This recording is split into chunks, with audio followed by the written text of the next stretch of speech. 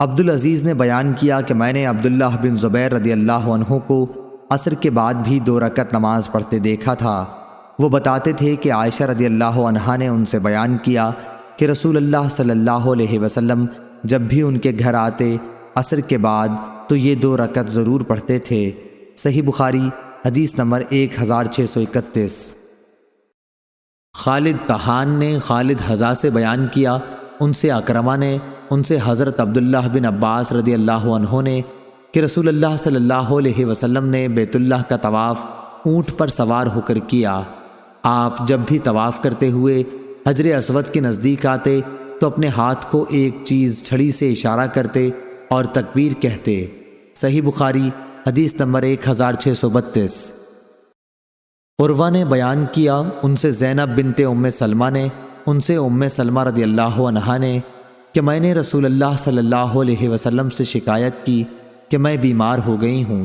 آپ صلی اللہ علیہ وسلم نے فرمایا، پھر لوگوں کے پیچھے سے سوار ہو کر طواف کر لے۔ چنانچہ میں نے جب طواف کیا تو اس وقت رسول اللہ صلی اللہ علیہ وسلم بیت اللہ کے بازو میں نماز کے اندر وَالطُّورِ وَكِتَابٍ مَّسْطُورٍ کی قرأت کر رہے تھے۔ صحیح بخاری حدیث نمبر 1633۔ عبید اللہ عمری نے بیان کیا، ان سے نافع نے، ان سے حضرت عبداللہ بن عمر رضی اللہ عنہ نے بیان کیا کہ عباس بن عبد المطلب رضی اللہ عنہ نے رسول اللہ صلی اللہ علیہ وسلم سے اپنے پانی زمزم کا حاجیوں کو پلانے کے لیے منا کے دونوں میں مکہ ٹھہرنے کی اجازت چاہی تو آپ صلی اللہ علیہ وسلم نے ان کو اجازت دے دی۔ صحیح بخاری حدیث نمبر 1634۔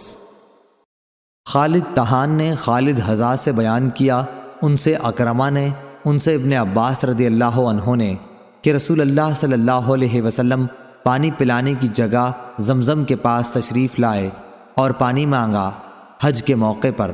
عباس رضی اللہ عنہ نے کہا کہ فضل اپنی ماں کے یہاں جا اور ان کے یہاں سے کھجور کا شربت لا، لیکن رسول اللہ صلی اللہ علیہ وسلم نے فرمایا کہ مجھے یہی پانی پلاؤ۔ عباس رضی اللہ عنہ نے عرض کیا، یا رسول اللہ صلی اللہ علیہ وسلم، ہر شخص اپنا ہاتھ اس میں ڈال دیتا ہے، اس کے باوجود رسول اللہ صلی اللہ علیہ وسلم یہی کہتے رہے کہ مجھے یہی پانی پلاؤ۔ چنانچہ آپ نے پانی پیا، پھر زمزم کے قریب آئے، لوگ کنویں سے پانی کھینچ رہے تھے اور کام کر رہے تھے۔ آپ نے انہیں دیکھ کر فرمایا، کام کرتے جاؤ کہ ایک اچھے کام پر لگے ہوئے ہو۔ پھر فرمایا، اگر یہ خیال نہ ہوتا کہ آئندہ لوگ تمہیں پریشان کر دیں گے تو میں بھی اترتا اور رسی اپنے اس پر رکھ لیتا۔ مراد آپ کی شانے سے تھی، آپ نے اس کی طرف اشارہ کر کے کہا تھا۔ صحیح بخاری حدیث نمبر 1635۔ یونس نے خبر دی، انہیں ظاہری نے، انہوں نے کہا کہ ہم سے انس بن مالک رضی اللہ عنہ نے بیان کیا کہ ابو ذر رضی اللہ عنہ نے بیان کیا کہ رسول اللہ صلی اللہ علیہ وسلم نے فرمایا، جب میں مکے میں تھا تو میری گھر کی چھت کھلی اور جبرائیل علیہ السلام نازل ہوئے۔ انہوں نے میرا سینہ چاک کیا اور اسے زمزم کے پانی سے دھویا۔ اس کے بعد ایک سونے کا تشت لائے جو حکمت اور ایمان سے بھرا ہوا تھا، اسے انہوں نے میرے سینے میں ڈال دیا اور پھر سینہ بند کر دیا۔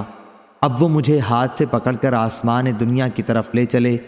آسمان دنیا کے دارغہ سے جبریل علیہ السلام نے کہا، دروازہ کھولو۔ انہوں نے دریافت کیا، کون صاحب ہیں؟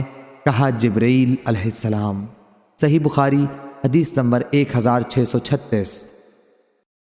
مروان بن معاویہ فزاری نے خبر دی، انہیں عاصم نے اور انہیں شعبی نے کہ حضرت عبداللہ بن عباس رضی اللہ عنہ نے ان سے بیان کیا، کہا کہ میں نے رسول اللہ صلی اللہ علیہ وسلم کو زمزم کا پانی پلایا تھا، آپ نے پانی کھڑے ہو کر پیا تھا۔ عاصم نے بیان کیا کہ اکرمہ نے قسم کھا کر کہا کہ آن حضرت صلی اللہ علیہ وسلم اس دن اونٹ پر سوار تھے۔ صحیح بخاری حدیث نمبر 1637۔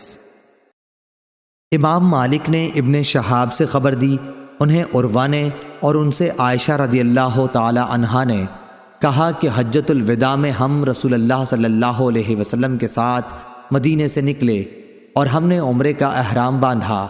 پھر آن حضور صلی اللہ علیہ وسلم نے فرمایا کہ جس کے ساتھ قربانی کا جانور ہو وہ حج اور عمرہ دونوں کا ایک ساتھ احرام باندھے۔ ایسے لوگ دونوں کے احرام سے ایک ساتھ حلال ہوں گے۔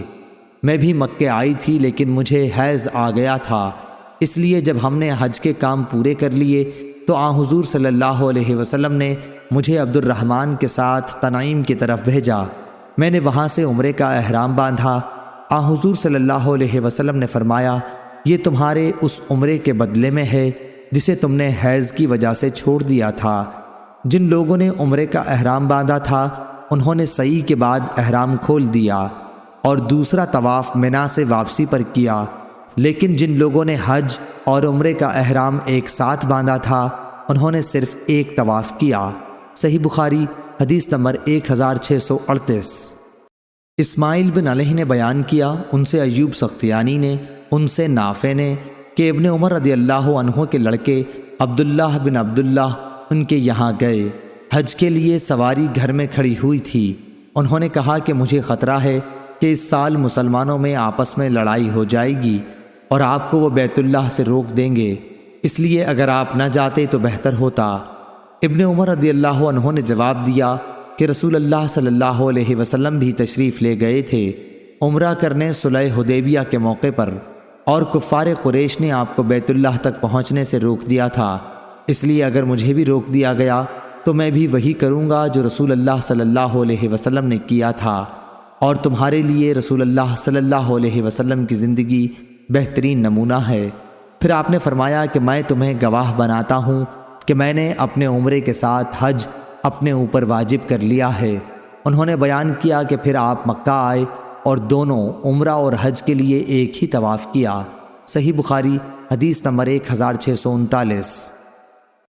لیث بن سعد نے نافع سے بیان کیا کہ جس سال حجاج عبداللہ بن زبیر رضی اللہ عنہ کے مقابلے میں لڑنے آیا تھا، عبداللہ بن عمر رضی اللہ عنہ نے جب اس سال حج کا ارادہ کیا تو آپ سے کہا گیا کہ مسلمانوں میں باہم جنگ ہونے والی ہے اور یہ بھی خطرہ ہے کہ آپ کو حج سے روک دیا جائے۔ آپ نے فرمایا، تمہارے لیے رسول اللہ صلی اللہ علیہ وسلم کی زندگی بہترین نمونہ ہے، ایسے وقت میں بھی وہی کام کروں گا جو رسول اللہ صلی اللہ علیہ وسلم نے کیا تھا۔ تمہیں گواہ بناتا ہوں کہ میں نے اپنے اوپر عمرہ واجب کر لیا ہے۔ پھر آپ چلے اور جب بیدہ کے میدان میں پہنچے تو آپ نے فرمایا کہ حج اور عمرہ تو ایک ہی طرح کے ہیں، میں تمہیں گواہ بناتا ہوں کہ میں نے اپنے عمرے کے ساتھ حج بھی واجب کر لیا ہے۔ آپ نے ایک قربانی بھی ساتھ لے لی جو مقام قدید سے خریدی تھی، اس کے سوا اور کچھ نہیں کیا۔ 10ویں تاریخ سے پہلے نہ آپ نے قربانی کی نہ کسی ایسی چیز کو اپنے لیے جائز کیا جس سے احرام کی وجہ سے آپ رک گئے تھے، نہ سر منڈوایا نہ بال ترشوائے۔ 10ویں تاریخ میں آپ نے قربانی کی اور بال منڈوائے۔ آپ کا یہی خیال تھا کہ آپ نے ایک طواف سے حج اور عمرہ دونوں کا طواف ادا کر لیا ہے۔ عبداللہ بن عمر رضی اللہ عنہ نے فرمایا کہ رسول اللہ صلی اللہ علیہ وسلم نے بھی اسی طرح کیا تھا۔ صحیح بخاری حدیث نمبر 1640۔